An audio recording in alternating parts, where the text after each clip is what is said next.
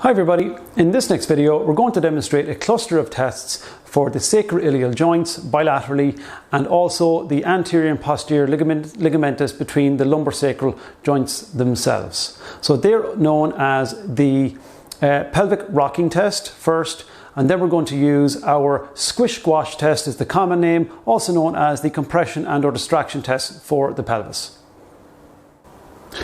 So the first test we're going to demonstrate is the pelvic rocking test.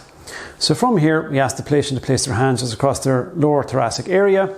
Using the thenar hypothenar area of both hands, we palpate to find first our ASIS. We place the thenar hypothenar eminences of our hands across the ASIS.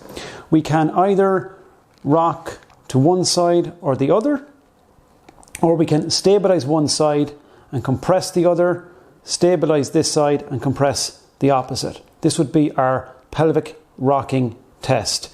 A positive finding here would be a restriction of movement on one side or the other compared to the other side. The next set of tests we can do are our squish-squash tests or our compression or distraction tests. So if we place our hands on the lateral borders of the ASIS, we can squeeze the two innominates towards each other, and this effectively gaps the ligaments on the posterior aspect of the PSIS on the rear and the SI joints. If we have ligamentous spraining or straining in the area, pain may be indicated.